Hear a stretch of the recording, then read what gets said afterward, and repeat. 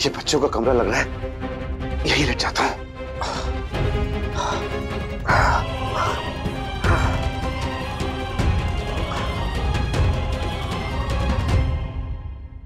नैतिक जी, नैतिक जी, नैतिक जी क्या हुआ?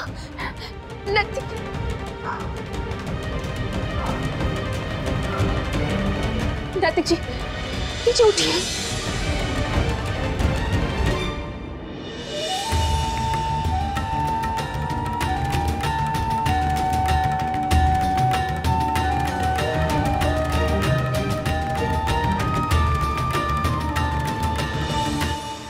वाह सुहासिनी जी, आपने तो कमाल कर दिया इस बार।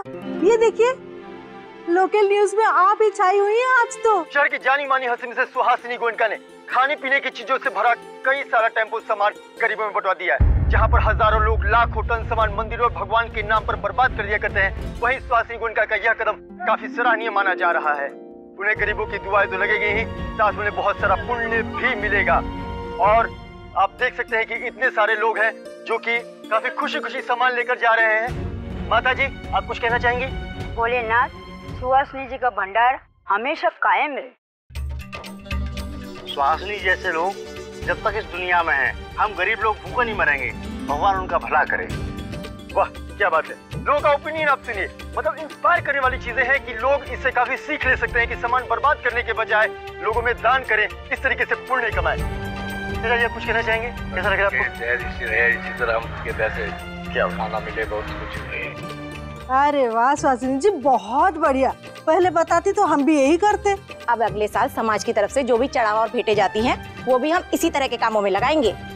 सच में सुहासिनी जी, ये तो घना ही चोखा काम किया तने। किट्टू को जब पता चलेगा कि हमारी और नायरा की बहस ऐसी बात पे हो रही थी, तो कहीं फिर से नाराज ना हो जाए हमसे, सबके बीच तमाशा हो जाएगा। असल में तो इस पुण्य के हकदार हम अकेले नहीं हैं।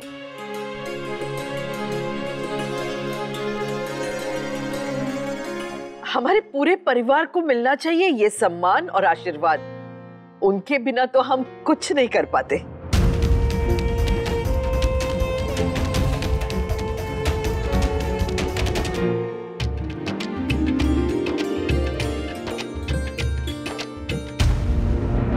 माँ जी ने अभी भी नायरा का नाम नहीं लिया, जिसकी वजह से ये सब हो पाया है। मुझे खुद ही बताना होगा कार्तिक को। किट्टू, नायरा, जाओ तुम दोनों कपड़े बदल के आ जाओ। तब तक हम पूरे घर में दिए जलाने की तैयारी करते हैं और उसके बाद प्रसाद वितरण होगा। जा।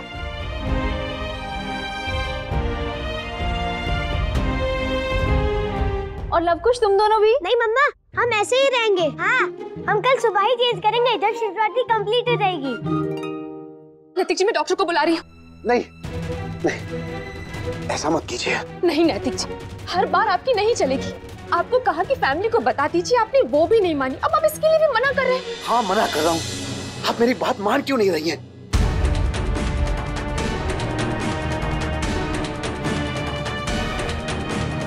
नैतिक जी, प्लीज समझने की कोशिश कीजिए। मुझे बुलाने दीजिए डॉक्टर को।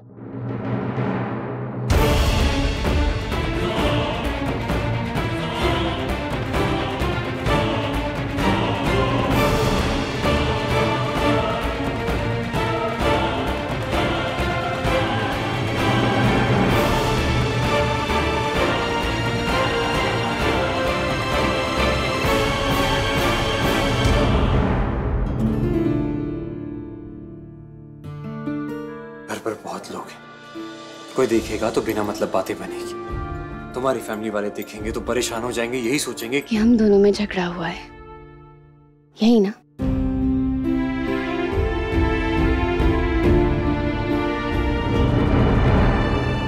मनीष जी, ये तो हमारी खुशकिस्मती है कि हमारी नायरा बिटिया एक ऐसे परिवार में है जहां दूसरों की जरूरतों का भी उतना ही ख्याल रखा जाता है जितने कि अमूमन लोग अपनी जरूरतों का रखते हैं। हाँ,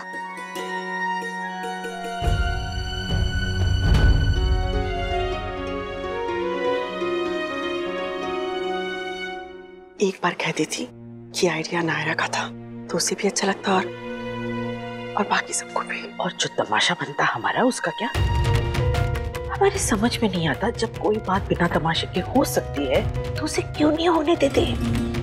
हर वक्त ऐसा लगता है इस घर में जैसे किसी टाइम बॉम्ब पे बैठे हैं और पता नहीं कब फट जाएगा। उस बात को ठाल बना के अपनी लड़ाई मत लड़िए माँ जी।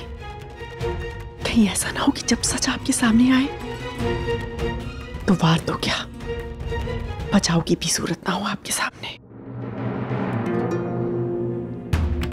जिसे देखो हमें ज्ञान देने पे लगा रहता है, जैसे इस दुनिया में सबसे बड़े मूर्ख हम ही हैं। तुम्हें भी याद दिलाने का समय आ गया स्वर्णा कि इस घर में सास कौन है, बहू कौन है। ऐसे लगाम कस देंगे कि मुंह भी नहीं खोल सकोगी। अब नानी, पापा कहाँ है? आपने देखा उन्हें? ना चिकू, जमाई सा यहीं गए होंगे।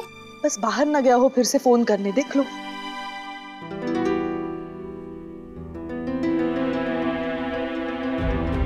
मैं अभी आया। हाँ। कीर्ति, क्या हुआ? सब ठीक तो है ना? दादी गुस्सा क्यों हो रही थी आप पे? नहीं, वो कुछ नहीं, हमारे आपस की बात है। देखिए, मेरी बीवी को कोई ऐसे डांटे मुझे अच्छा नहीं लगता। आप प्लीज कह दीजिएगा उन्हें। और अगर आपसे कोई गलती हुई है तो सॉरी कह दीजिए, वरना मुझे बता दीजिए, मैं दादी को समझा दूंगा ताकि दोबारा डांटने की नौबत ही ना आए। नहीं नहीं, वैसा कुछ नहीं है, बस नॉर्मल सी बात थी। देख के लगा तो नहीं था कि नॉर्मल है, बट एनीवेज अगर आप कह रही हैं तो मैं मान जाता हूँ। ताकि अगर कभी सच सामने आ गया तो नाक हर्ट हो जाएंगे बहुत।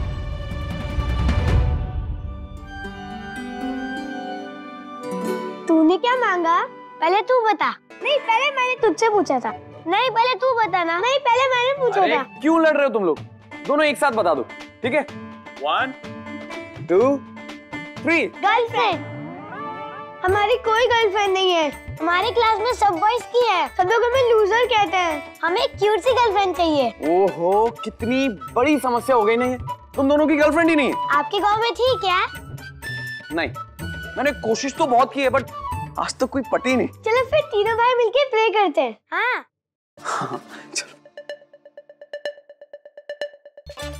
भगवान जी, इन दोनों को एकदम इनके जैसी क्यूट सी गर्लफ्रेंड दिलवा दो, बहुत क्यूट। और मुझे एकदम मेरे जैसी तूफानी।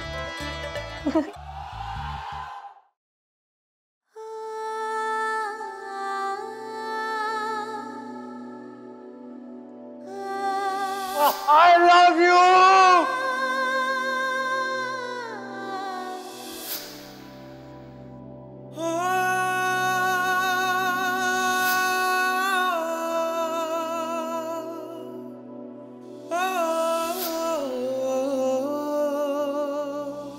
पता नहीं क्यों सब उसे जोरू का गुलाब कहते हैं, इसीलिए मैंने उसे खुद से दूर किया। अगर हम समझते हैं एक दूसरे को, प्यार करते हैं एक दूसरे से, तो फिर इतनी दूरी क्यों आ गई हमारे बीच? ये रिश्ता क्या, ये रिश्ता क्या, क्यों हो रहा है ऐसा? क्यों दिल और दिमाग बिल्कुल अलग अलग दिशा में जा रहे हैं?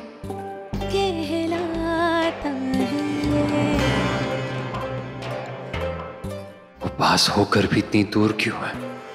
कहलाता है। बिना कहे उसकी हर बात समझ आती थी, अब क्यों नहीं समझ में आता कि वो चाहता क्या है? मनाना चाहता हूं पर मना नहीं पाता, रूठना चाहता हूं पर रूठ नहीं पाता। ये क्या हो रहा है मेरे साथ? क्यों सब कुछ भुला के उसके गले लग जाती मैं? क्यों नहीं उसे मना पाती मैं? क्यों चैन नहीं है मुझे? क्यों इतना तड़प रहा हूं पर कुछ कर नहीं पा रहा?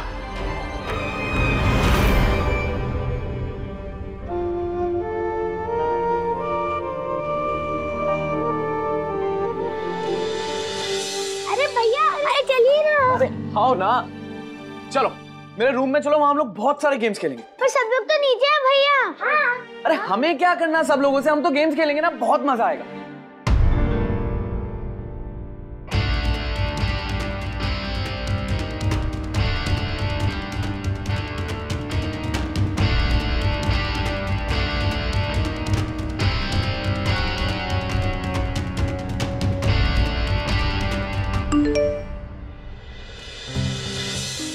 काले क्लाइंट को प्रेजेंटेशन भेजना है। ओह गॉड, मैंने तो उस पर काम शुरू भी नहीं किया। शुभम से कहता हूँ एक बेसिक पॉइंटर बना ले, रात को पावर पॉइंट बना लूंगा उस पर।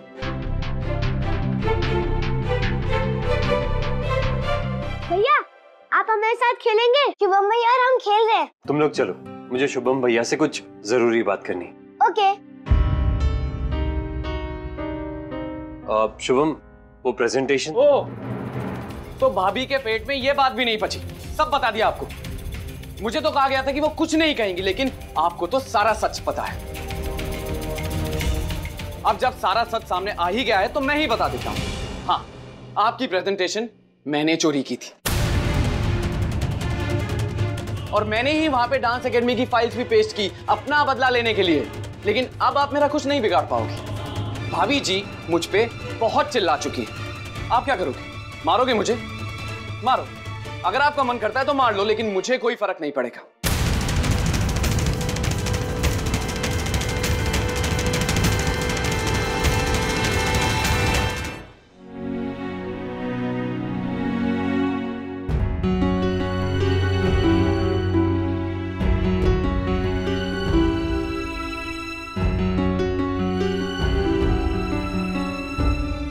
किट्टू, यहाँ हमारे पास आओ बेटा।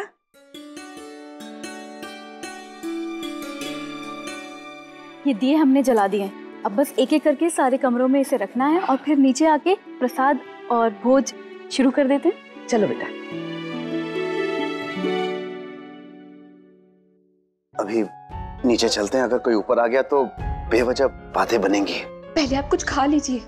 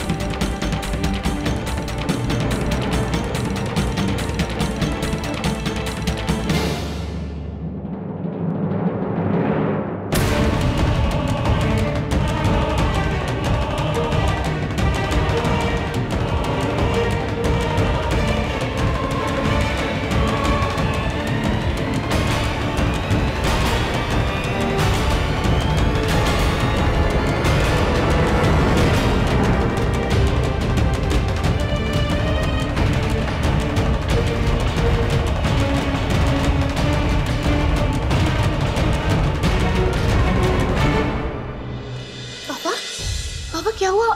आप ठीक तो है ना? पापा, मासी, क्या हुआ है इन्हें? नायरा, वो थोड़ा डिस्कम्फर्ट था। मैं बाय चांस ऊपर आई तो मैंने देखा। पापा डॉक्टर के पास चले क्या? कैसा फील कर रहे हैं आप? आप ठीक तो है ना?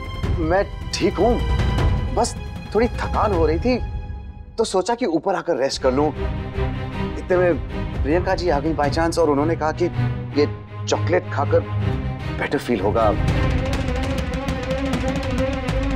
वो चॉकलेट से इंस्टेंट एनर्जी मिलती है इसलिए, but he is fine now. आप लोग टेंशन मत लीजिए। हाँ नायरा, तुम अपने पापा के साथ रुको, हम सब बाकी कमरों में दिए जला देते हैं। चले? हाँ हाँ चलिए चलिए, सब यहाँ बच्चे हैं ना नैतिक जी के साथ। चलिए चलिए।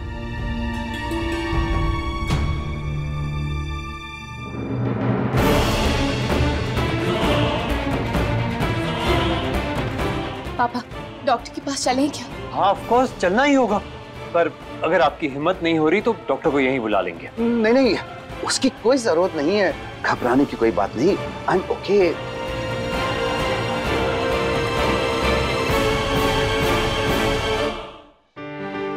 खबर पहुंच गई है भाई। वही तो भाई साहब, जगह जगह से अप्रिसिएशन के मैसेज आ रहे कि चढ़ावा मंदिर में ना चढ़ा के गरीबों में बांटा, बहुत नेक काम किया। हे भगवान, आजकल लोगों का ना तो उम्र का लिहाज रह गया है और ना रिश्तों का। बताइए जरा, इतनी भी क्या बेचैनी रोमांस करने की, जो मेहमानों तक की जान तक का इंतजार नहीं किया गया।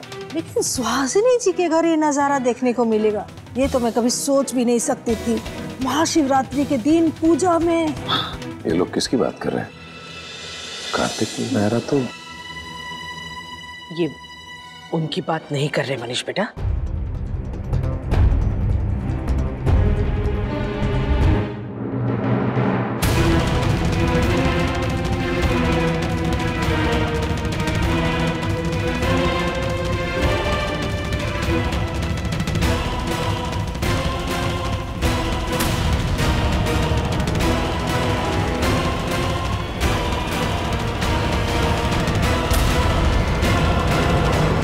पापा प्लीज जूस पी लीजिए। पापा ये थोड़ा कुछ खा लीजिए प्लीज। नहीं बेटा, नहीं चाहिए। फिर भी खा लीजिए, एनर्जी मिलेगी इससे, प्लीज।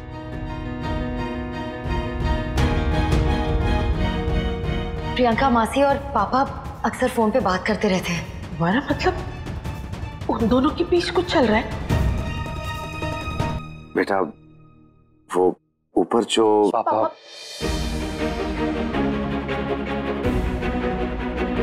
पापा इस वक्त आप सिर्फ और सिर्फ अपनी सेहत के बारे में सोचिए और कुछ नहीं। आपकी सेहत सबसे ज्यादा जरूरी है। ऑलरेडी बहुत ऑकवर्ड फील हो रहा है सबको।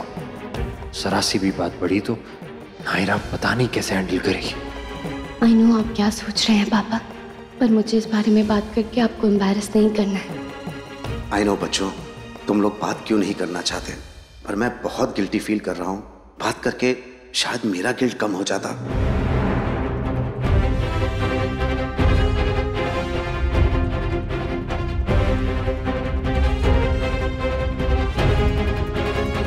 पापा का डीपी और स्टेटस, इससे पहले भी जो था वो भी कुछ ऐसे ही था। I found new love in you. दीदी सुनो ना प्लीज, आओ ना एक मिनट प्लीज। दीदी आओ ना प्लीज, दीदी आओ ना एक मिनट प्लीज प्लीज।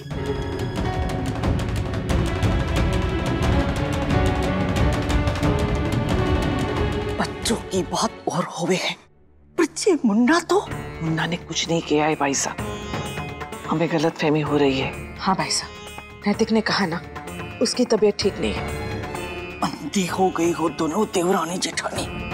तबीयत क्यों खराब हो गई पता ना चला थारे लोगों को। भाई साहब प्लीज, हम बिना वजह तिल का ताड़ बना रहे। हाँ भाई साहब, जमाई सा ऐसा नहीं कर सकते।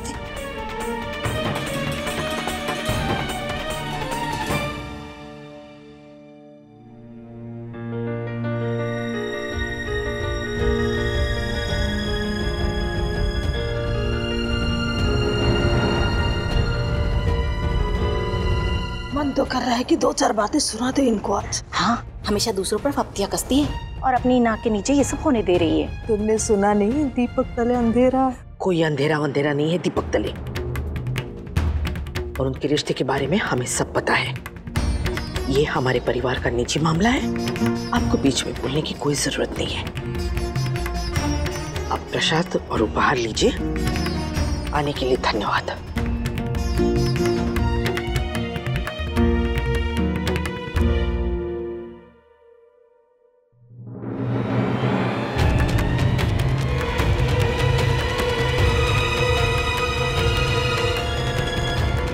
क्या कहा आपने उनसे?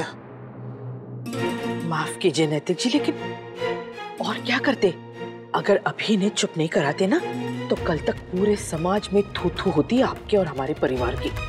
एक बात की चार बातें बनाती आपके और प्रियंका के रिश्ते के बारे में। ये आपने ठीक नहीं किया। तो और क्या करते? बकवास करने देते उन्हें आपके और प्रियंका के बारे में। आपको अंदाजा भी है किस हद तक जा सकते हैं लोग किसी की इज्जत उछालने के लिए। हमने जो किया आपके और आपके परिवार के लिए किया, और आप है कि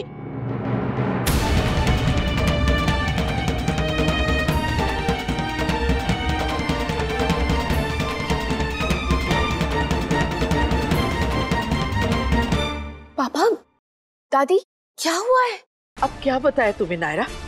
हमें तो कहने में भी अजीब लग रहा है।